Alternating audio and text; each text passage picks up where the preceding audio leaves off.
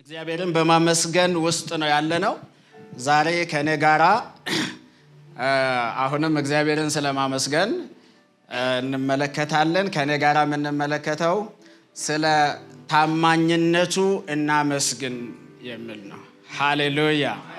ዛሬ የእግዚአብሔርን ውለታዎች በህይወታችን ባለፍንባቸው መንገዶች፣ በጭንቅ ቀኖች፣ በሐዘናችን ቀን እግዚአብሔር እችን ቀን ብቻ እባክህን ብለን ግን ስለረሳናቸው ቀናት፣ ሃሌሉያ፣ የጭንቅ ቀናት ዛሬም ብቻ አሳልፈኝ የዛሬዋን ብቻ ብለን ግን ስለረሳናቸው ቀናት፣ ይሄን ዓመት ብቻ አሳልፈኝ፣ ይሄንን ወር ብቻ አሻግረኝ፣ ይሄን ዘመን ብቻ ብለን ግን ካለፍን በኋላ በክብር ካለፍን በኋላ ስለረሳናቸው ቀናት እግዚአብሔር ለቃሉና ለኪዳኑ ታማኝ ሆኖ እኛን እዚህ አድርሶን አክብሮን ቃሉን ጠብቆ እኛ ግን የረሳናቸውን ነገሮች ዛሬ እናስታውሳለን።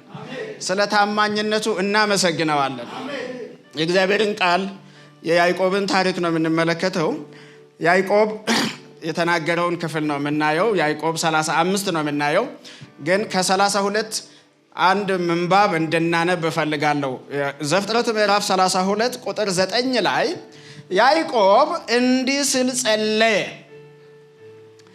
የአባቴ የአብርሃም አምላክ የአባቴ የይስሐቅ አምላክ ሆይ ወደ አገርህና ወደ ዘመዶች ተመለስ፣ እኔ በጎ ነገር አደርግልሃለሁ ያልከኝ እግዚአብሔር ሆይ እኔ ባሪያህ እስካሁን ላደረክልኝ ቸርነትና ታማኝነት ብቁ አይደለሁም።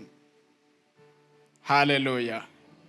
አንዳንዶቻችን መብት መስለናል በእግዚአብሔር መሻገር፣ በእግዚአብሔር መረዳት፣ በእግዚአብሔር መደገፍ፣ ምህረትና ቸርነቱን በህይወታችን ማየት፣ በኑሯችን፣ በስራችን፣ በትዳራችን፣ በአገልግሎታችን የእግዚአብሔር እጅ ተገልጦ ማየት መብት መስለናል። ያዕቆብ እንደዚህ ያለ እኔ ብቁ አይደለሁኝም፣ እኔ ባሪያ እስካሁን ድረስ እኔ ባሪያ ላደረክልኝ ቸርነትና ታማኝነት ብቁ አይደለሁም። ዮርዳኖስን ስሻገር በእጄ ላይ ከነበረው በትር በስተቀር ምንም አልነበረኝም። አሁን ግን ይኸው 2 ሰራዊት ሆኛለሁ። ስለ ታማኝነቱ ክብር ይሁን። ጌታ የተመሰገነ ይሁን። እኔ እናንተን አላቅም። የእውነቴን ነው። ከፍጹም ልባችሁ ደስ ብሏችሁ የእግዚአብሔርን እጅ አትናቁ። እግዚአብሔር በህይወታችን ያደረገው ነገር ልናቅና ችላ ልባል አይገባም። ጌታ የተመሰገነ ይሁን። ዘፍጥረት 35 ላይ ከቁጥር 1 እንደዚህ ይላል። እግዚአብሔር ያዕቆብን ተነስና ወደ ቤቴል ውጣ፣ በዚያም ተቀመጥ፣ ከወንድምህ ከኤሳው በሸሸህ ጊዜ ለተገለጠልህ ለእግዚአብሔር መሠዊያ ሥራ አለው። ያዕቆብ ሆይ ወደ ቤቴል ውጣ፣ በቤቴል ተቀመጥ። የሆነ ጊዜ ላይ ከ20 ምናምን ዓመታት በኋላ ወንድምህ ነፍስህን እወስዳታለሁ፣ እገልሃለሁ፣ በሕይወት አትኖራትም ብሎ ባስፈራራ ጊዜ እግራ ውጭኝ ብለህ በሌሊት ግራ ቀኝ እያየ መጣብኝ አልመጣብኝ እያልክ እየተፍገመገምክ በሄድክበት በዚያች ሌሊት በምድረ በዳ ማንም በሌለበት ድንጋይ ተንተርሰህ ኤሳው መጥቶ ይገለኝ ይሁን አይገለኝ ይሁን፣ የሚሄድበት ስፍራ መንገደ ይቀና ይሁን አይቀና ይሁን፣ ተመልሼ ወደ አባቴ ቤት እመጣ ይሁን አልመጣ ይሁን፣ መንገደ በደህንነት የተሞላ ይሁን ያልተሞላ ይሁን፣ ነፍሴን አሁንም ሌላ ነፍሰ ገዳ አግኝቶ ይገላቱን አይገላት ይሁን እያልክ ስታሰላስል ድንጋይ ተንተርሰ ምንም በሌለበት ይህ ሰውዬ ከርብቃ ቀሚስ ስር የተሰደደ ነው። ምንም የማይነካው ቤታችሁ ውስጥ ፈቨር የምታደርጓቸው ልጆች አሉ። በልተው መብላታቸውን የማታምኑላቸው ልጆች አሉ። ሌሎች እየተራቡ የርብቃ የቅርብ ክብካቤ የሚያስፈልገው ኩሽና ውስጥ ያደገ እንጀራ ያልጎደለበት ቦታ መርጣ የምታስቀምጠው ቅንጡ የሆነ ልጅ የሆነ ጊዜ ላይ ወንድሙ ተነስቶ ገለሃለሁ አለው። ሸሸ። ምድረ በዳ ላይ ድንጋይ ተንተርሶ ሰግቶ እያለ ተገለጠለት ጌታ፣ የአብርሃም አምላክ የይስሐቅ አምላክ ተገለጠለት። ተገልጦለት መሰላል ከምድር እስከ ሰማይ ተዘርግቶ መላእክት ሲወርድ አንዳንዶቻችን በተዋበ አልጋ ላይ እየቃዠን ስናድር ምድረ በዳ ላይ መገለጥ እናያለን።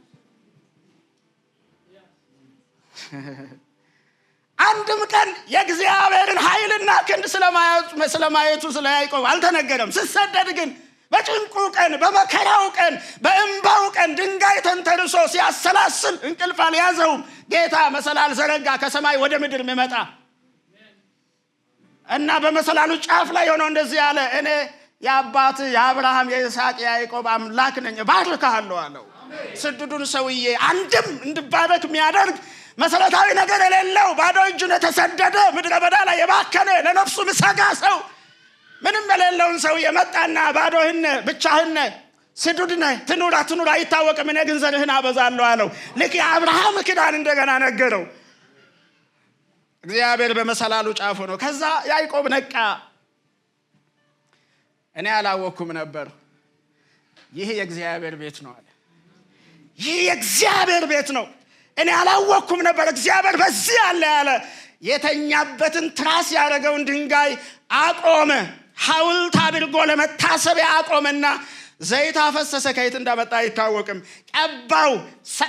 ሳንክቹሪ ያደረገው የተቀደሰ ስፍራ፣ እግዚአብሔር የሚገለጥበት፣ እግዚአብሔር የሚታይበት፣ የተሰደዱትን፣ የተናቁትን፣ የተራቡትን፣ ከቤተሰብ የተነጠሉትን በምድረ በዳ የሚመለከት አምላክ ያለበት ይሄ የእግዚአብሔር ቤት ነው አለ አለና ድንጋይ ቀደሰው ቦታውን። ሐውልት አቆመ ለመታሰቢያ እንዲሆን።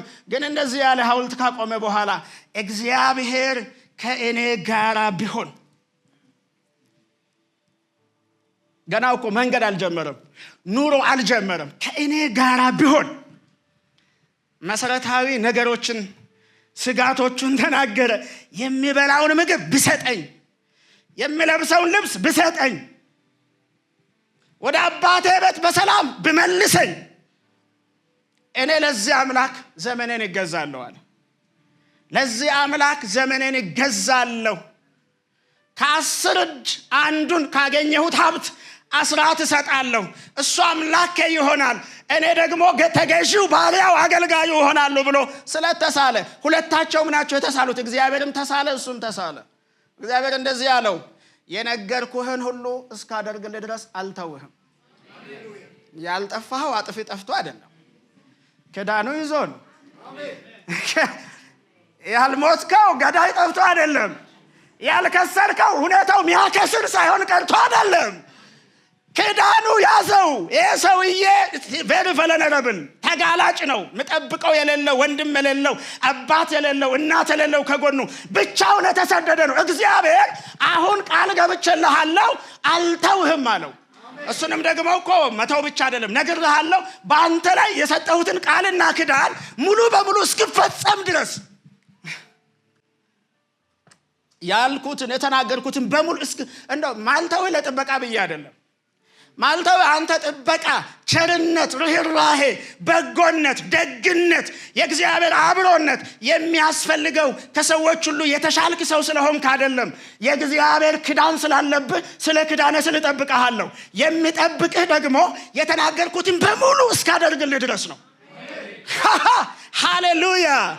ሁሉንም ግማሽ አይቶ መሞት የለም፣ ሩቡን አይቶ መሞት የለም፣ በትንሹ በጨረፍታ መጥገብ የለም። እኔ የተናገርኩትን በሙሉ እስካደርግልህ ድረስ እኔ ራሴ ነኝ ማልተው።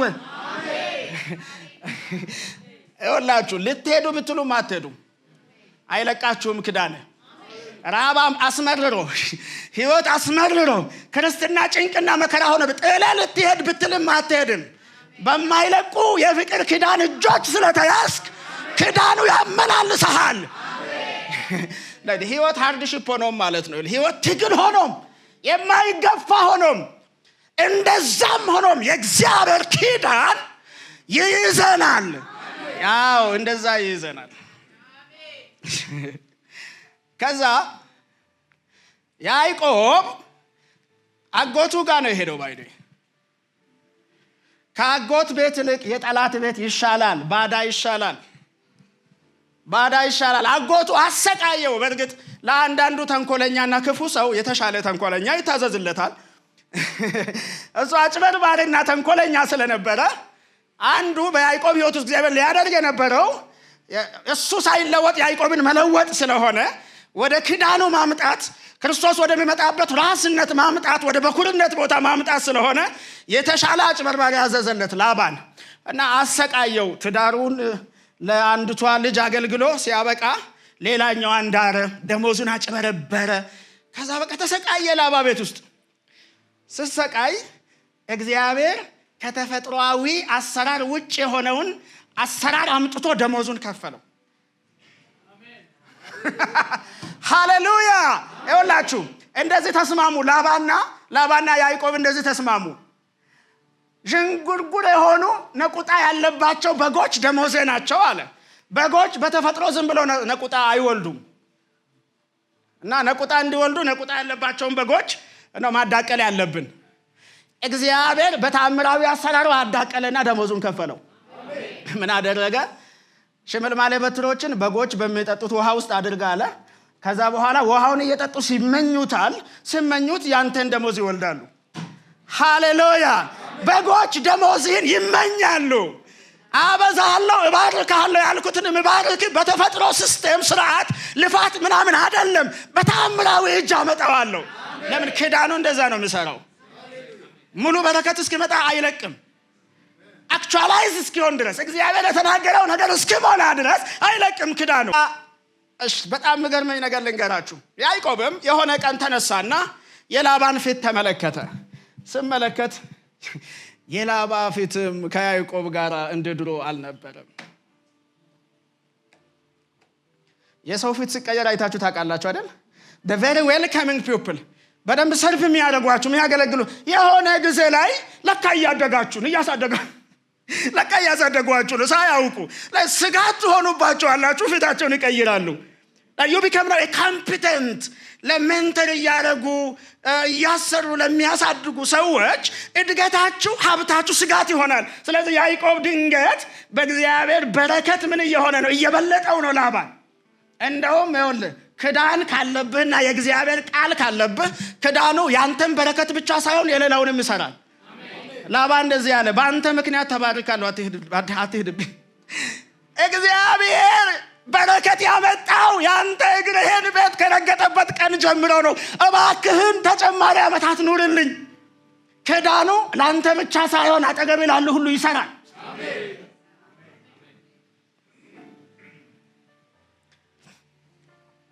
ግን አሁን ቀን ላይ ተመለከተ፣ የላባ ፊት እንደ ቀድሞ አልነበረም። ከዛ ሌላ ደግሞ እግዚአብሔርን ሲያየው አልተለወጠም። ላባን ሲያየው ተለወጠ፣ እግዚአብሔርን ሲያየው አልተለወጠም። እንደዚህ አለ፣ አሁን ወደ ሀገሬ ተመለስ አለ። ጊዜው ነው። አሁን የተናገርኩትን በረከት በሙሉ አስጨብጨሃለሁ። አንተ እረኛ ታውቃላችሁ አይደል? እረኛ በትር ይዞ ዝም ብሎ ያለ ከብት ያለ በግ ሲንከላወስ ከአባት ቤት ስትወጣ አንዲት በትር ሌጣ ሰው ሆነ ወጥተህ ስትንከላወስ የነበርከው ሰው ከበርቴ አድርጌሃለሁ። በልጆች በቤተሰብ በትዳር በሀብት ባርኬሃለሁ። አሁን ነው ክዳኑ ሰርቷል። አሁን የምትወጣበት ጊዜ ነው። ወደ አባት ቤት ተመለስ፣ እንደገና አበዛሃለሁ አለው። ጌታ ስሙ የተባረከ ይሁን። እና ተመለሰና መጽሐፍ ቅዱስ የሚናገረው ያዕቆብ ሲመለስ ይኸውላችሁ ይሄ ሰውዬ ህይወቱ በስጋት የተሞላ ነው። ሲመለስ ላባ ያሳደኛል ብሎ ኮብልሎ ነው የሄደው፣ ይሰጋል። ከፊት ለፊቱ ደግሞ ማን አለ? ኤሳው ይመጣብኛል ብሎ ይሰጋል። የያቦቅ ወንዝ ታሪክ ታውቃላችሁ አይደለ? ሌሊት ላይ ማጅራቱ ሲያዝ ወይ ላባ ነው ያዘኝ ወይ ያዕቆብ ነው እንትና ነው የሚለው ኤሳው ነው የሚለው። ሌሊት በሁለት ፍርሃቶች መካከል ላለ ሰው ከኋላ ለሚመጣው ማስጠንቅቆት እጅህን ያዕቆብ ላይ ብታደርግ ውርድ ከራስ ያለው እግዚአብሔር ክዳን ያለበት ነው፣ አይነካም። እንደ እስራኤል ህዝብ ነው፣ አታሳደውም፣ አትነካውም። ውርድ ከራስ ባሪያዬን ያዕቆብ ላይ እጅህን ብታሳርፍ ነግሬሃለሁ። የኋላ ስጋት ተቀረፈ። የፊት ለፊት ስጋት በጣም አስፈሪ ነው። አሁን ለኤሳው 3 ሰራዊት እንትኖችን ከፍሎ የሰጣቸው ግመሎች፣ በጎች፣ አህዮች ቁጥር አስቡ እና አንደኛውን ሰራዊት ደምስሶ ኤሳው ሊገለኝ በመጣ ሁለተኛውን ደም። ስለዚህ ፈርቶ ማለት ነው ገጸ በረከት ከፊት ለፊት አድርጎ ወንድሙ ከፊትም የመጣው በሰላም መጣው። ሰላም ነው ሰላም ነው። አይ እያጸናሁ ነኝ።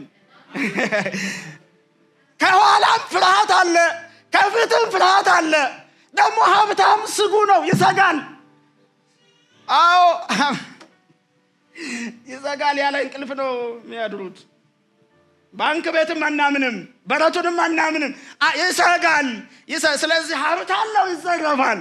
እና ከምዘረፍና ከምሞት የሀብተን ግማሽ እንኳን ሰጥቼ ነፍሴ ብትተርፍ አለ። እና እግዚአብሔር ከፊትም ያለበትን ስጋት ሰላም አደረገው። ወንድሙ በሰላም ተቀበለው። ይሄ ሰውዬ ከፍርሃቶቹ ነፃ ወጣ። ከሁለቱም ፍርሃት ነፃ ወጣ። ከኋላም ካለበት ፍርሃት፣ ከፊትም ካለበት ፍርሃት ነፃ ወጣ። እግዚአብሔር ነገሮችን እየለወጠ ነው ነፃ እያደረገው የነበረው።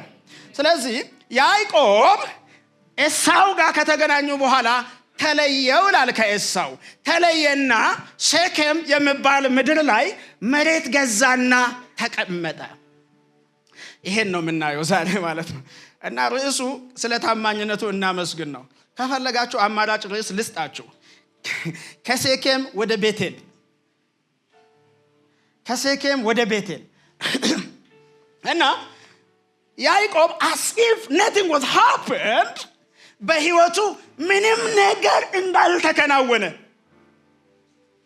ምንም አይነት የእግዚአብሔር እጅ እንዳላየ፣ እግዚአብሔር ክዳን ገብቶ እንዳልፈጸመለት፣ ውለታ እንደሌለበት ሰው ሴኬም ላይ መሬት ገዝቶ ተቀመጠ።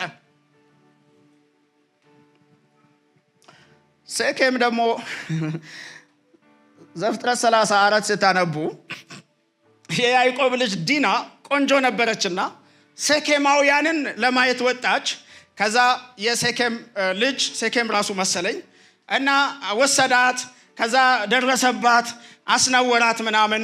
ከዛ ሽማግሌ ተላከ። የአገሩ ከበርቴ ሰውዬ ነው፣ የአገሩ ባለቤት ነው ሴኬም። ስለዚህ በቃ ልጅህን ለልጃችን ተባለ፣ ተዳረ ምናምን። እንደውም ታዘዙላቸው። ልጆቹ መጡና ተገረዙ፣ እኛ የኪዳን ሕዝብ ነን የተገረዝን ብለው አስገረዟቸው። በኋላ ላይ በተንኮላቸው ሄደው ገደሏቸው። ስለዚህ ሴኬም ላይ ፍርሃት መጣ፣ ሌላ ፍርሃት። ሴኬም የፍርሃት ቦታ ነው፣ የጦርነት ቦታ ነው፣ የጭንቅ ቦታ ነው። የያዕቆብ ነፍስ ተጨነቀች፣ በሴኬም ተጨነቀች ነፍሱ። ጦርነት ውስጥ ገባ፣ ጭቅጭቅ ውስጥ ገባ፣ ክርክር ውስጥ ገባ። የእግዚአብሔርን ውለታ ረስቶ ተደላድሎ በተቀመጠበት ነው። እግዚአብሔር መጣና ዘፍጥረት 35 ቁጥር 1 ላይ እግዚአብሔርም ያዕቆብን አለው፣ ውጣ ገራ ውጣ ውጣ ከሴኬም። የእግዚአብሔርን ምሕረትና ቸርነት ከማታስብበት ቦታ ውጣ። የእግዚአብሔርን እጅ ከማታስብበት ቦታ፣ ለእግዚአብሔር ክብር ምስጋና ከማታቀርብበት ቦታ፣ ጦርነት ከሆነበት ከጭቅጭቅ ቦታ፣ ከክርክር ቦታ፣ የእግዚአብሔርን እጅ ከሚያጠፋ ውለታውን ከሚያስረሳ ቦታ ውጣ። ወደ ቤቴል ውጣ። ቤቴል ደግሞ የዛሬ 20 ምናምን ዓመት ያቆምከው ውለታ አለብህ። እግዚአብሔር ይመልሰናል። እውነቴን ነው የምላችሁ። ዛሬ ወደ እንባዎቻችሁ ቦታ እንድትመለሱ ነው እግዚአብሔር የሚፈልገው። ያችን ሌሊት ጋር እንድትቆሙ ነው የሚፈልገው። ያለቀስክበት እንጀራ ብሰጠኝ፣ አባትና እናት ቢሆነኝ፣ ዘመድና ወዳጅ ብሰጠኝ፣ ልብስ ብሰጠኝ፣ ምግብ ብሰጠኝ፣ ቢያልፍልኝ ለአምላኬ እድሜን፣ ዘመንን፣ ህይወትን ሰጣለሁ ብለህ ስለተገባህበት ቦታ ላይ ታመሰግነዋለህ። እዛው ነው የምታመሰግነው። በሴኬም አታመሰግንም። እየተጨቃጨቅ እየተከራከርክ አታመሰግንም። እግዚአብሔር ይመልሰሃል፣ ይመልሰሃል። የ20 ዓመት ውጣ ውረድ፣ የ20 ዓመት ጭንቅ፣ የ20 ዓመት እንባ፣ የ20 ዓመት ሐዘን ያሳይህና ይህንን ሁሉ ያለፍከው በእኔ ድጋፍ ነው። ተባርከሃል፣ እኔ ነኝ የባረኩ። ለብሰሃል፣ እኔ ነኝ። የልብስ ጥያቄ እኮ ያለበት ሰው ነው። የልብስ ጥያቄ ያለበት እንዴት አገር የሚፈራው ሀብታም ሆኖ እንዴት የርሳቱን ሌሊት ይረሳል? እንዴት ምድረ በዳ ላይ እንዴት ራቁቱን ያደረበት ሌሊት ይረሳል? የለም እንዴ? አንድ አንሶላ አጥሮ ስትጓተቱ ያደራችሁበት ሌሊት ባለትዳርም ሆናችሁ ልጆችም የለም እንዴ? እግራችሁ በብርድ የተቀጠቀጠበት ሌሊት የለም እንዴ? ሌሊት ተነሳችሁ የድስት ፍቅፋቄ የበላችሁበት ሌሊት የለም እንዴ? ምግብ ጠፍቶ ሰዎች ስለ እንጀራ ስለሚደፋ ለውሾች ስለምሰጥ ፊት ተነሶባችሁ ቀን የለም እንዴ?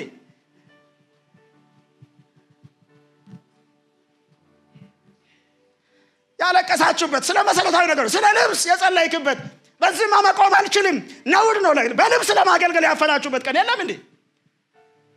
አለ። እንዳልነበረ ሆኖ ነው ተረስቶ ነው። ዛሬ እንድትቆዝሙ አይደለም፣ እግዚአብሔር ውለታውን እንድትከፍሉ ያስታውሳችኋል። ወደ ኋላ ፍልሙን መልሱት ወደ ኋላ እና መልሱ የእንባ ቀናችሁን፣ የሐዘን ቀን፣ የጭንቅ ቀን መሰረታዊ ነገር እኮ እኛ አሁን ከመሰረታዊ ነገር አልወጣንም። ከእንጀራ ከልብስና ከደህንነት አልወጣንም። ስጋት ውስጥ ነው ያለነው። ያንን በዚያ ጦርነት ውስጥ ጥይት በዚያና በዚህ ሲያፋጭ ያለፋችሁበት ቀን የለም እንዴ? እኔ ስላለኝ ነው ማወራው እንደዚህ።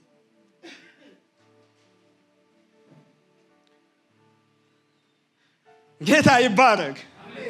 አሁን ያለንበት ቦታ የሥራ ቦታ ሊሆን ይችላል፣ ማህበራዊ ደረጃ ሊሆን ይችላል፣ ንግድ ሊሆን ይችላል፣ ትዳር ሊሆን ይችላል።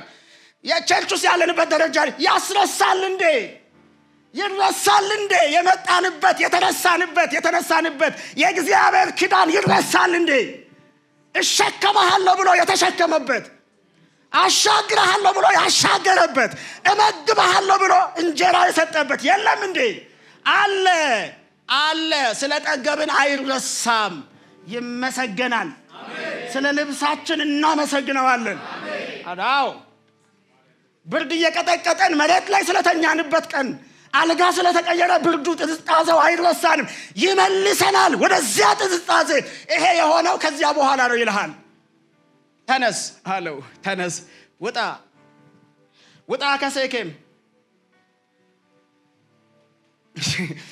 ውጣ። በቃ የከንትን ጭቅጭቅ፣ ከፋይናንስ ጭቅጭቅ፣ በትዳር ከመጣው ጭቅጭቅ፣ የእግዚአብሔርን ውለታ ከሚያስረሳ ቦታ፣ ከምቾት ወይ ከድሎት ምናምን ሊሆን ይችላል። ኮንፈርትም እኮ ሊሆን ይችላል። ምቾትም በቃ ተመችቶንም ሊሆን ይችላል። ካለበት ውጣ። እንደ እብድ አመስግን።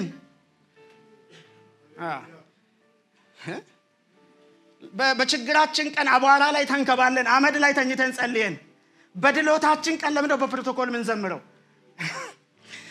እንዳበደ ሰው።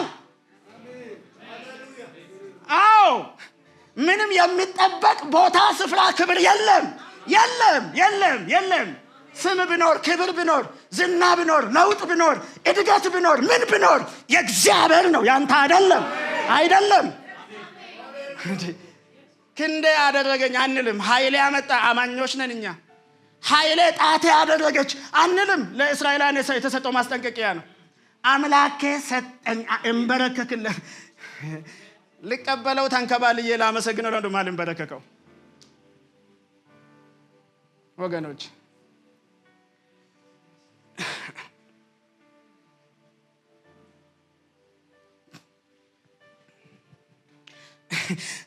he specifically said በቃ ከወንድሜ ከኤሳው በሸሸህበት ቀን ለተገለጠው ልብ በእግዚአብሔር ድምጽ የተደገፈበትን ቀን አስብ።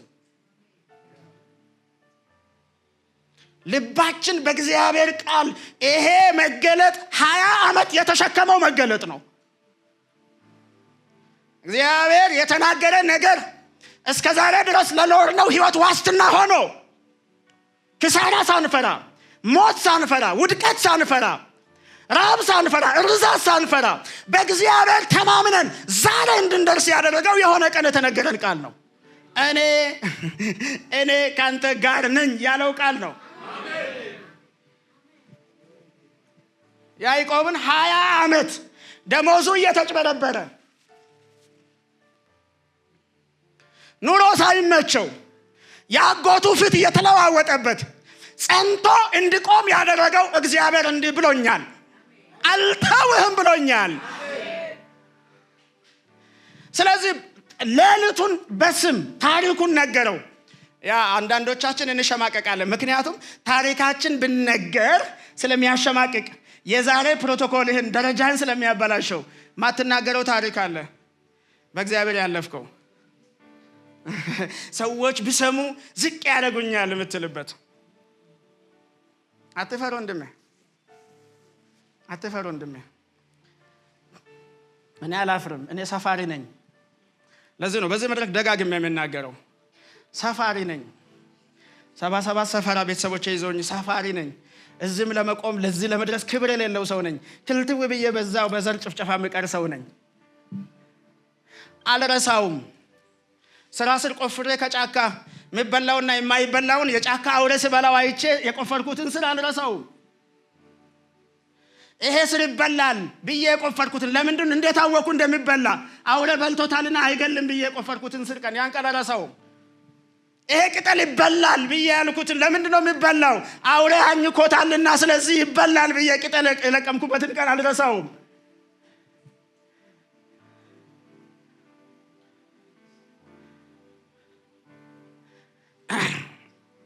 ክብር ለኢየሱስ ይሁን። we have to feel it። ልሰማን ይገባል። ትሁት የሚያደርገን ሀምብል የሚያደርገን ለእግዚአብሔር እንድንገዛ አይገባኝም ነው ያለው ያዕቆብ። ካደረክልኝ ቸርነትና ምሕረት አንዳች እንዲሆንልኝ የተገባሁ አይደለሁም ነው ያለው። ባለመብት እንደሆነ የምታስብ ከሆነ በትዳር ልባርከኝ፣ በልጆች ልባርከኝ፣ በገንዘብ ልባርከኝ፣ በመኪና ልባርክ እንዲህ ያደረገኝ የተገባሁ ሰው ነኝ የምትል ከሆነ እግዚአብሔር ትሁት ሊያደርግ አስብ። ያንተ አይደለም። አናፍርም። የእግዚአብሔር ታሪክ ነው። አናፍርም። የትዳራችን ታሪክ፣ የልጆቻችን ታሪክ፣ የኑሯችን ታሪክ፣ የህይወታችን ታሪክ የእግዚአብሔር ታሪክ ነው። ስለዚህ አናፍርበትም። ሃሌሉያ። ቀራ ያንን ሌሊት ከወንድሜ በሸሸቀን ተገልጦ ለስደተኛው ላንተ ለጎዳና ተዳዳሪው you can take it ለጎዳና ተዳዳሪው አባት እናት ለሌለው ተስፋ ለሌለው ወዴት እንደሚሄድ ለማያውቅ ስንቅ ላልያዘ ሰው እኔ እንጀራ ልብስ ወገኔ ቤት ይሆናለሁ አልተውህም ያለውን ሌሊት አስብ እና ውጣ ወደ ቤቴል ለእግዚአብሔር ስለት ወደ ተሳልክበት ቦታ ውጣ። ተመለሱ ወገኖች፣ እንመለስ። ወደዚያ ሌሊት እንመለስ። እኔ ልጁ ሆናለሁ፣ አገለግላለሁ፣ ባሪያው ሆናለሁ፣ 11ን እሰጣለሁ ብለህ ወደ ተሳልክበት ቀን እዛ ቀን ተመለስ። ስለትህን አስገባ። አምላክን አመስግን። 20 ዓመት ስለሞላው አይረሳም። 20 ዓመት ስለሆነ የኛ ማህበራዊ ደረጃ ስለተለወጠ አንድ ተሰዳጅ ቤተሰብ የሌለው ድንጉጥ ስዱድ ሰው ሲመለስ የሁለት ክፍል ሰራዊት በመሆኑ 20 ዓመት በመሙላቱ ጥሪት በመምጣቱ ምናምን አትርሳ። ተመለስ፣ ወደ ቤቴል ተመለስ። ወጣ ወደ ቤቴል እና ምን አድርግ? እዛ ቦታ ላይ መሰዊያ ስራ ስለታለብህ መሰዊያ ስራ ያልከውንም አስታውስ። ያዕቆብ እንደዚህ ነው ያለው፣ እግዚአብሔር ከኔ ጋራ ቢሆን እግዚአብሔር በሚሄድበት መንገድ ቢጠብቀኝ፣ እግዚአብሔር የሚበላውን ምግብ ቢሰጠኝ፣ የሚለብሰውን ልብስ ቢሰጠኝ፣ ወደ አባቴ ቤት በደህና ብመለስ። አልተመለሰም እንዴ ሰው? ተመልሷል። እንደ ወገኖቼ ተመልሶ እግዚአብሔር አልጠበቀውም እንዴ? ጠብቆታል። ልብስ አልሰጠውም ወይ? ሰጥቶታል። ምግብ አልሰጠውም ወይ? ሰጥቶታል። ታዲያ ለምንድን ነው ሴኬም ላይ የሚቀመጠው? ምንም እንዳላየ ውለታው እንደሌለበት እግዚአብሔር ቃሉን እንዳልጠበቀ እግዚአብሔር የተናገረውን ሁሉ እንዳላደረገ እንዳላየ ባዕድ ሰው እንዴት ሴኬማውያንን መስለት ይቀመጣል? እንዴት በማጭበርበር በሌብነት በዘመድ በምናምን ያንተ እኩል ሀብት ካፈሩ ማህበራዊ ደረጃ ካመጡ ሰዎች እንዴት ትቀመጣለህ? ያንተና የነሱ አንድ ነው እንዴ? አይደለም። እያንዳንዱ ነገር የእግዚአብሔር ማህተም አለበት። እንደ ሴኬማውያን አትኖርም። የቃል ኪዳን ሰው ነህ። አምላክ የባረከ ሰው ነህ። ትለያለህ። ወደ ቤቴል ትሄዳለህ። ለምን ልታመሰግነው? ወገኖች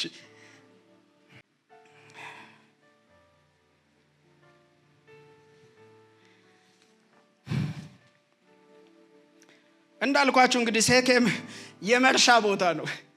መርሻ ይኸውላችሁ ብዙ ነገራችንን የሚያስረሳው የለመነውን መቀበላችን ነው። የለመነውን መቀበላችን፣ የጸሎት መልሳችን። ትጉ አገልጋዮች፣ የጸሎት ሰዎች፣ ትጉ መንፈሳውያን ሰዎች ችላ ብለን እንደማንም ሰው መኖር የምንጀምረው በጸሎት መልሱ ላይ ነው። በእግዚአብሔር ውለታ ላይ ነው።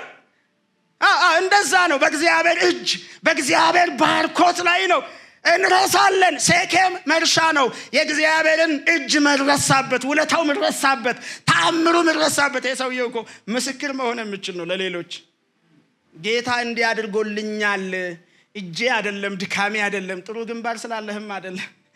አንዳንዶቻችን ግንባር አለን ሰዎች፣ ጥሩ ግንባር አይደለም፣ የእግዚአብሔር ሞገስ ነው። የማይገባበት ቦታ እንድትገባ የሚያደርግህ፣ ለአንተ የማይሆን ነገር እንድትሰጥ የሚያደርግህ፣ በቀበሌ በምን የተደነገገ ነገር ጥሰህ እንድትገባ የሚያደርግህ የእግዚአብሔር ሞገስ ነው። በሞገስ የመጣ ነው። በኪዳን የመጣ ነው። ግን በኪዳን የመጣ ከሴኬም እንውጣ፣ ከክርክር እንውጣ። ምናልባት በልጆቻችን በኩል በመጣው ጉዳይ ክርክር፣ ከጭቅጭቅ ማለት ተጨቃጫቂ ሰው ማመስገን አይችልም። ይህ ፕሮሰስድ ይዞናላ። የኑሮ ጉዳይ ከያዘክ፣ አንድ ቢዚ ከሆንክ ከያዘክ እንዴት ታስባለህ? ምንም እኮ እንደሌለ ጭንቅ እንደሌለው ያ ሌሊት እንዳላለፈ ሰው ቢዚ ስትሆን በጭቅጭቅ በክርክር በማህበረሰቡ እኮ በሴኬም የተከበረ ሰው ነው ያዕቆብ። በጣም የሚፈራ ሰው ነው። እንደውም ምንድነው የሚለው? ከሴኬም ወደ ቤቴል ሲሄዱ ያዕቆብ ሴኬማውያን ላይ ፍርሃት አደረባቸው ይላል። የሚያስፈራ ሰው ነው። እግዚአብሔር ከባተሌነት፣ ከጦርነት፣ ከክርክር፣ ከጭቅጭቅ የእግዚአብሔርን ውለታ በዛ ተይዞ ከመርሳት ወደምናመልክበት ወደ ቤቴል ያሻግረናል። አስታውሶ ያሻግረናል። ቆጥሮ ያሻግረናል። አሳይቶ ይላችሁ በእግዚአብሔር ፊት የባከነ እንባ የለም። እንባ የለም። እግዚአብሔር የእንባችን ባለ አደራ መሆን አይፈልግም። ያ ሌሊት እንባው ተሰፍሯል። እንባው ተሰፍሯል። ሐዘኑ ታይቷል። ጭንቁ ታይቷል። ጌታ የተባረከ ይሁን። ስለዚህ ወደ ቤቴል ውጣ አለው። ወደ ቤቴል ውጣ ስለው አሁን ያዕቆብ ያለውን እንድታስታውሱ ፈልጋለሁ። እግዚአብሔር ሲያስታውሰው እሱም አስታወሰው። ክብር ለኢየሱስ ይሁን። እግዚአብሔር እስቲያስታውሰው ድረስ አላስታወሰም ነበረ። ቤተሰቡን እንደዚህ አለ። ቁጥር 3 ላይ ተነስተን ወደ ቤቴል እንውጣ። ለቤተሰቡ 35:3 ላይ ዘፍጥረት ተነስተን ወደ ቤቴል እንውጣ። ለምን? now he is justifying it። ለምንድነው ወደ ቤቴል የምንሄደው? እግዚአብሔር ያለው እንዲህ አድርጌልሃለሁ፣ እንዲህ ሆኜልሃለሁ ምናምን አላስቆጠረውም ነገሩን። ዝም ብለህ ውጣና ቤቴል ላይ መሠዊያ ስራ ነው ያለው። ያዕቆብ አስታወሰው፣ ቆጠረን። እንደዚህ ነው የሚለው፣ እንውጣ። ለምን? እዚያም በመከራዬ ጊዜ ለሰማኝ።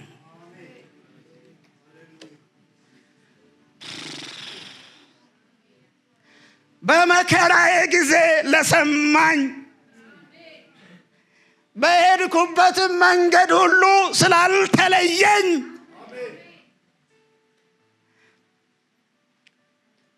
ለዚህ አምላክ መሠዊያ እሰራለሁ። በመከራዬ ጊዜ ወደ ቤቴል እንሂድ። ለምንድን ነው የምንሄደው? በመከራዬ ጊዜ የሰማኝ አምላክ አለ።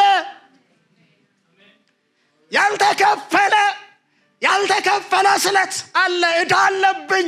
ለካ ተሰምቻለሁ። የመከራ ቀኔ፣ የጭንቄ ቀኔ፣ ለቅሶዬ ለካ ታስቧል። ለካ እምባዬን አይቶታል። የመከራ ቀኔን፣ የጭንቄን ቀን አይቷል። እግዚአብሔር ሰምቶኛል። ያልተሰማ ብመስል ሰምቶኛል። ወደ ቤቴል እንሂድ። በመከራዬ ጊዜ ለሰማኝ ለእግዚአብሔር መሠዊያ እንስራ።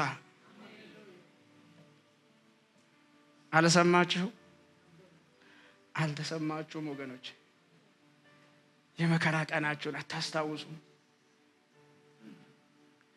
ሳትፈልጉ እንባ ከዓይናችሁ ዝም ብሎ የፈሰሰበት ነፍሳችሁ ላይ ሪስክ ለመውሰድ ለመበደር እንኳን ያፈራችሁበትን ቀን ጾም ያደራችሁበት ቀን የለም። ያለቀሳችሁበት ቀን የለም። የተማረራችሁበት ቀን የለም። ጌታ ሆይ እችን ቀን ያላችሁበት ቀን የለም። እችን ቀን ብቻ ያላችሁበት የለም። ነፍሳችን የተጨነቀበት ቀን የለም። ሰምቷል። ዛሬ እንጀራ ብንጠግብ፣ ዛሬ ተመሳሳይ ለቅሶ ውስጥ ባንሆን፣ ዛሬ እግዚአብሔር ድብቅት ውስጥ ሊከታችሁ አይደለም። እሱ አይደለም ያዕቆብ ያለው እንደዛ ነው። ማመስገን አለብኝ፣ መሠዊያ መስራት አለብኝ። ሴኬም ላይ መስራት አልችልም፣ ወደ ቤቴል እሄዳለሁ። እዛ ሌሊት ያንን ሌሊት ወደዛ ሌሊት ነው የሚሄደው፣ ወደዛ ሌሊት ነው የሚሄደው። ነፍሴ ላይ ሪስክ የሆነበት ሌሊት ነው የሚሄደው። ለነፍሴ ራሴን ለማጥፋት ያሰብኩበት ሌሊት ነው የሚሄደው። ከአገር ለመሰደድ ያሰብኩበት ሌሊት ነው የሚሄደው። ቤተሰቤን ሁሉን ነገር ጥዬ ለመሄድ ወስኜ ጌታ ሆይ ወዳልኩበት ሌሊት ነው የሚሄደው። ወደዚያ ቀን ነው የሚሄደው። ሰምቶኛል። በመከራዬ ቀን አሁን እንዲህ ቢሆን ሰምቶኛል። ወደ ቤቴል እሄዳለሁ አለች። ወደ ቤቴል እሄዳለሁ። ከኔ ጋር ነበረ በሄድኩበት መንገድ ሁሉ ከኔ ጋር ለነበረ ለእግዚአብሔር ላልተለየኝ አብሮነቱ ከኔ ጋር ለሆነ ያለፉትን 20 ምናምን ዓመታት ቃሉን ጠብቆ ከኔ ጋር ለሆነ ለእግዚአብሔር ወደ ቤቴል ሄደን መሠዊያ እሰራለሁ። አመሰግነዋለሁ። ገዳዩ ያልገደለኝ ነፍሴን የሚያሳድዷት ያላገኙኝ። አንዳንዶቻችን ተሰደን መጠን ነው ባለቤተሰብ የሆን ነው። አያችሁ፣ አንዳንዶቻችን በቤተሰብ መካከል አላፈራንም። በአገራችን አይደለም ፍሬያማ የሆን ነው፣ ስደተኞች ሆነን ነው። የእግዚአብሔር አብሮነት ሰርተህ እንድታሸንፍ፣ ምርታማ እንድትሆን፣ ባለ ሀብት እንድትሆን፣ ባለ ቤተሰብ እንድትሆን፣ ባለ ስም እንድትሆን፣ ባለ ዝና እንድትሆን፣ በሰው ሀገር ቤተሰብ በሌለበት አይዞ የሚል ወዳጅ በሌለበት አይዞ ባይሰጥቶ ባዳ አስነስቶ መንገድህን ቀና ያደረገ ታዲያ ቦጋ አይዞ ባያምጥቶ ላንተ መከራከር አስነስቶ ከወንድም የሚበልጥ የሚጠጋጋ አምላክ በሰው ሀገር ባለ ስም እንድትሆን ያደረገው እሱ ነው። ክብር የሰጠው እሱ ነው።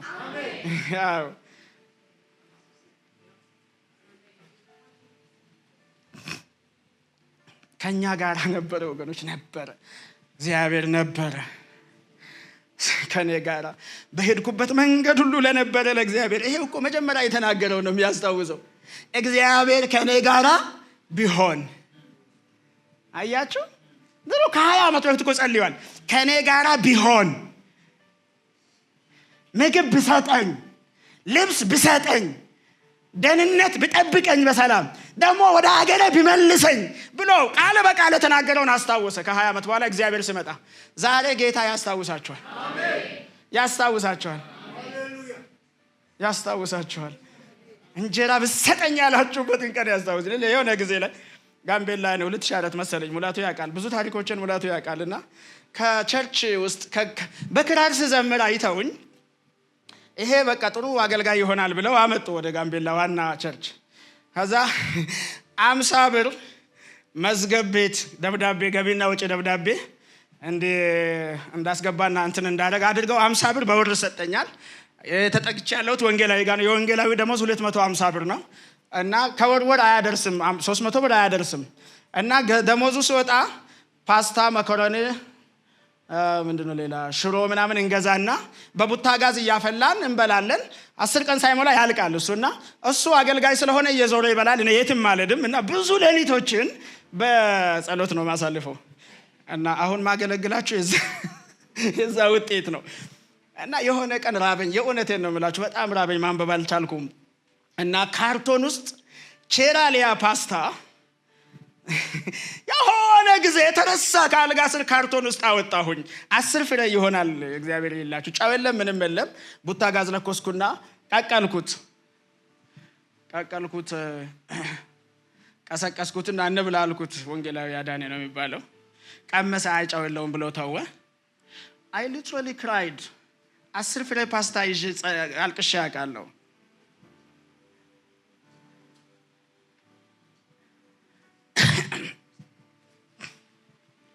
ጌታ የተባረከ ይሁን። እግዚአብሔር ታማኝ ነው። የሆነ ጊዜ ላይ ድንገት ለምን እንደማወራ አላውቅም እና እኔ በልብስ ሸፍናለሁ እና ድህነቴን በልብስ ሸፍን ነበር እዛኔ እና ትልቅ ጫማ ነው ማድረገው ቡትስ ጫማ ከዛ ምናምን በቃ ዘንጣለሁ። የሀብታም ልጅ ነው የሚመስለው። በጣም ግን እራባለሁ። የሆነ ጊዜ ላይ የሆነው ቅዱሳን ቤት ሄድኩኝ። ምሳ ሰዓት ላይ ምሳ እየበሉ ደረስኩኝ። እግዚአብሔር ይወድሃል ምሳ ስንበላ መጣ ምናምን ስሉ ፊታቸውን አየሁኝ። ሁሉንም ፊታቸውን አየሁኝ። አሁን በልቼ መጣሁ አልኩኝ። አይነት መብላት እኮ ፈልጋለሁ፣ ርቦኛል። አሁን በልቼ መጣሁ። እግዚአብሔር ታማኝ ነው። የእውነቴን ነው የምላችሁ።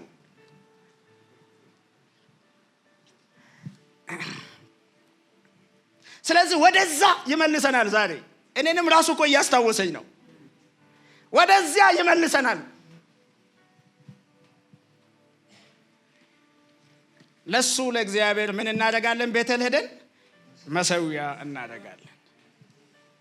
ሌላ ሴኬም ላይ there is no checking፣ ራስን መፈተሽ የለም። ለምንድን ነው እንደዚህ የምለው?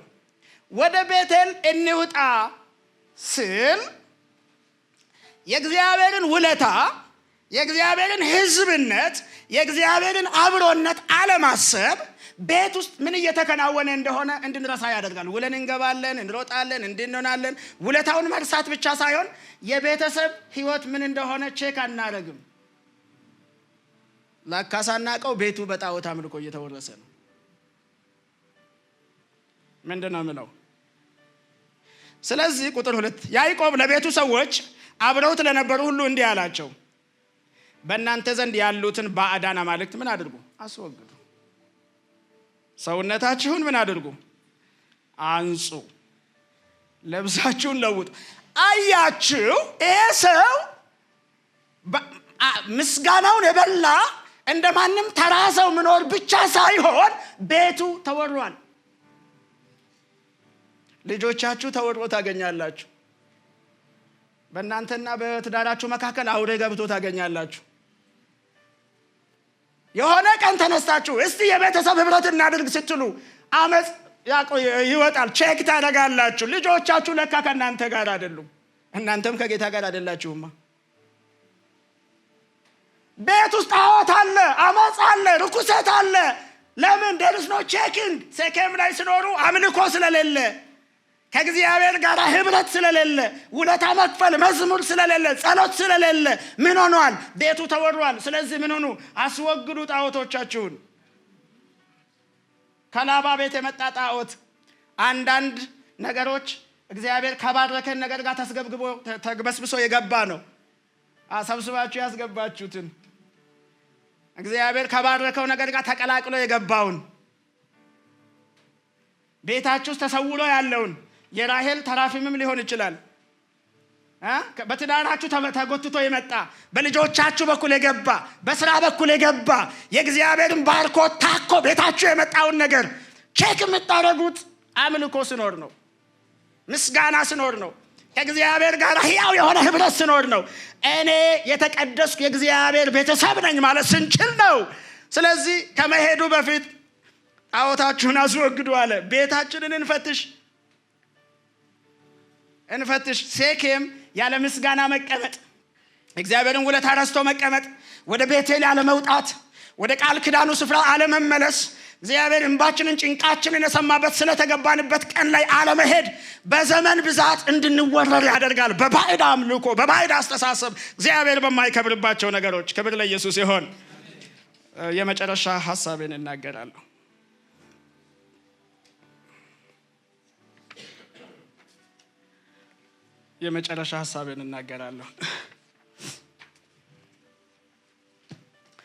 አንዳንዶቻችን ቤቴል ላይ ብናመሰግንም የምንኖረው አንዴ በተሰጠው ኪዳን ነው። እስከ ዛሬ ድረስ እግዚአብሔር አንዴ የተናገረውን በረከት እያበላችሁ በዚያ በረከት እየባረካችሁ ነው ያላችሁት። አታመስግኑ፣ ችግር የለም። እግዚአብሔር የማንም ባለ ዕዳ ስላልሆነ አይወስድም፣ መልሶ በረከቱን አይወስድም። ምስጋናውን ይቀማ፣ ችግር የለም። ለእግዚአብሔር ምስጋናና አምልኮ በህይወታችን ለተደረገው ነገር ቆጥረን እያንዳንዷን ስለታችንን ስንጨርስ ሌላ ኪዳን ይመጣል። አዲስ ኪዳን ይመጣል። አዲስ ተስፋ ይመጣል። ይሄን እነግራችኋለሁ። እስክናመሰግን ድረስ ውለታህን በልተህ መቼም ብድር በልተህ ብድር አትጠይቅም። አዎ ከሌላ ትበደራለህ እንጂ 100 ሺህ ብር ተበድረህ ሳትከፍል እንደገና 100 ሺህ ብር አያበድርህም። ተመሳሳይ ሰው ለመበደርም መክፈል አለብህ። የተባረክበትን ባርኮት አግተህ፣ ምስጋናውን፣ ክብሩን አግተህ፣ አምልኮውን አግተህ ሌላ በረከት አትጠብቅ ወንድሜ፣ አትጠብቅ። ወደ ቤቴል ስትወጣ፣ መሰዊያ ስታደርግ፣ ቤተሰብን ስትቀድስ፣ እግዚአብሔርን ስታመልከውና ስታከብረው ሌላ ደጅ ይከፈታል። ሌላ ቃል ኪዳን ይመጣል፣ ከዚህ በፊት ያልነበረ። እግዚአብሔር ስለ ትዳር፣ ስለ እንጀራ፣ ስለ ልብስ፣ ስለ ኑሮ፣ ስለ ቤት፣ ስለ መኪና ቃል ገብቶ ሰጥቶ ሊሆን ይችላል። ከመሰረታዊ ፍላጎት ያለፈ ይመጣል።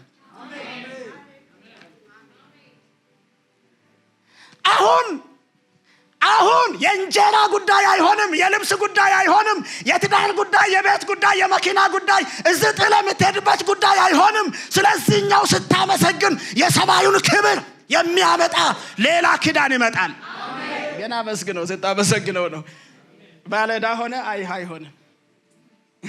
አይሆንም። እሺ እናንብብ። 35 አሁን ቤቴል ሄዱ፣ አመሰገኑ። 35:9 ጀምሮ እንደዚህ ይላል። ያዕቆብ ከሰሜን ምዕራብ ሜሶጶጣሚያ ከተመለሰ በኋላ እግዚአብሔር ለያዕቆብ ዳግመኛ ተገለጠለት። አሁን ያዕቆብ በከብት፣ በሀብት፣ በትዳር፣ በልጆች ይባረክ፣ ባለ ሀብት ነው የናጠጠ። ለምንድን ነው የሆነው? የመጀመሪያው መገለጡ ነው ይሄን ያመጣው። የመጀመሪያው ኪዳኑ ነው ይሄን ያመጣው። የመጀመሪያ ኪዳን እንጀራ ሊያመጣልህ ይችላል፣ ትዳር ሊያመጣልህ ይችላል፣ ሀብት ሊያመጣልህ ይችላል፣ ዝና ሊያመጣልህ ይችላል፣ ማህበራዊ ደረጃ ሊያመጣልህ ይችላል። ሁለተኛ ሲገለጥ ግን በእንጀራ ቦታ አይቆምም። አዎ ለእንጀራ አይሆንም። አሁን ምንድን ነው ምለው? እግዚአብሔርም ሁለተኛ ዳግመኛ ተገልጦ፣ የመጀመሪያው ዘፍጥረት 38 ላይ የተገለጠው ነው።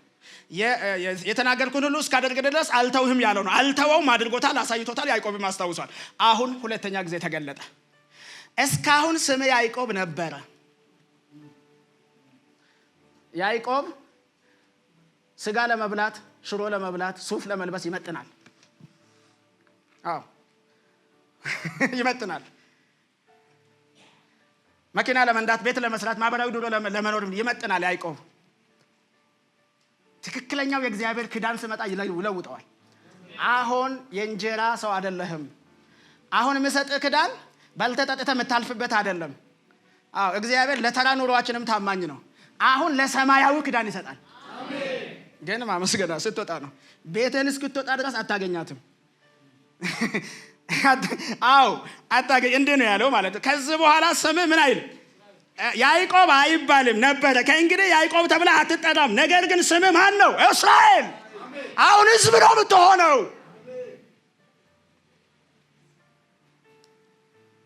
ጌታ የእናንተን መሰረታዊ ፍላጎት ያሟላና የሕዝብ እናት ያደርግሻል። ቤትሽ ራሱ የእንጀራ ቤት ይሆናል። የእውነቴን ነው የምላችሁ። የመጀመሪያው በረከት ለአንተ፣ ለሚስት፣ ለልጆች ነው። ቀጥሎ የሚመጣው በረከት ለሕዝብ ነው።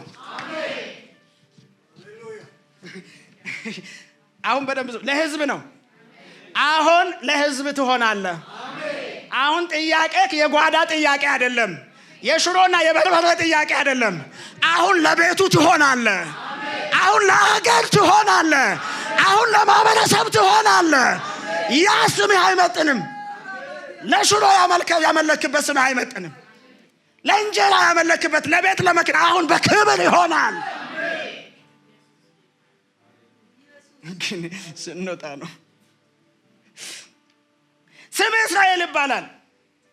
ስለዚህ እግዚአብሔር ራሱ እስራኤል ብሎ ጠራው። ደግሞም እግዚአብሔር ያዕቆብን እንዲህ አለው፣ እኔ ሁሉን ቻይ። አሁን ይሄ ሌላ ነው ወገኖች። ምግብ እሰጥሃለሁ፣ ልብስ እሰጥሃለሁ፣ እጠብቅሃለሁ አይደለም። ይሄ ሌላ ነው። እግዚአብሔር ራሱ ሌላ ሌቭል ላይ ነው ያለው። ሃሌሉያ። ሰውየው አንድ ነው። የዛሬ 20 ዓመት ሲገለጥና ከ20 ዓመት በኋላ ሌላ ነው። እግዚአብሔር ራሱ ይዞ የሚመጣው ኪዳኑ ሌላ ነው። ክብሩ ሌላ ነው። ሃሌሉያ። እኔ ሁሉን ቻይ አምላክ ነኝ። ብዛ ተባዛ። የሰው በስቷል ተባስቷል እኮ ግን ብዛ ተባዛ። ህዝቦችና የህዝብ ማህበር ካንተ ይወጣሉ፣ ነገስታትም ከአብራኪ ይካፈላሉ። ሃሌሉያ። ለአብርሃምና ለይስሐቅ የሰጠኋትን ምድር ላንተም እሰጣለሁ፣ ካንተ በኋላ ይችኑ ምድር ለዘርህ እሰጣለሁ። እና እግዚአብሔር ከሱ ጋር የተነጋገረበትን ስፍራ ከተነጋገረበት ስፍራ ወደ ላይ ወጣ። አሁን ሌላ ቴዎሎጂ ላይ ለመስራት ወደ ላይ ወጣ። መጀመሪያ 28 ላይ ሲገለጥ የመሰላሉ አናት ላይ ነበረ። ወጣ እግዚአብሔር። ያዕቆብም እግዚአብሔር ከእርሱ ጋር በተነጋገረበት ስፍራ እንደገና የድንጋይ ሐውልት ስታቆም መጀመሪያ ለምግብ ለእንጀራ ለደህንነት ነበረ። አሁን ስታቆም ህዝብ ለመሆን ለመባረክ በጸጋና በሞገስ ለመገለጥ ይሆናል። ስለዚህ እንደገና ያንን ቦታ ምን አደሰው። ይሄ ሌላ ነው። ታደሰው። ቤቴል ነው ስሙ ራሱ አደሰው። ቦታው ራሱ ይታደሳል ከአምልኮ ጋር። ክብር ለኢየሱስ ይሁን። ክብር ለኢየሱስ ይሁን። የመጀመሪያውን በረከት እያጣጣምን አንቀጥልም። አሁን እንጀራ በልቶ ውሃ ጠጥቶ የእግዚአብሔርን አመስግኖ መሞት አይመጥንም። አሁን በሌላ ክብር መገለጥ፣ አሁን በሰማያዊ ኪዳን መገለጥ፣ አሁን በህዝቡ መካከል በእግዚአብሔር ጸጋ መገለጥ ይሆናል። ግን ስናመሰግነው የተጠራ ነው። በልተን ጠጥተን ከብረን ለመሞት አይደለም። የከበረውን የእግዚአብሔርን መንግስት ስራ ለመስራት ነው። እግዚአብሔር በቤተሰባችን ይከብራል። ከቤቴል በኋላ በቤተሰብ ነው ምልህ። በቤተሰብ በልጆች ክብር ይመጣል። በትዳር ክብር ይመጣል። በስራ ቦታ ክብር ይመጣል። በማህበረሰብ ክብር ይመጣል። ይኸውልህ ሀብት ዝና ምናምን ያመጣው ማህበራዊ ተቀባይነት ሳይሆን የእግዚአብሔር ሁለተኛው ኪዳን ከቤቴል በኋላ እንጸልይ ቆመን። ሃሌሉያ እንጸልይ። ሃሌሉያ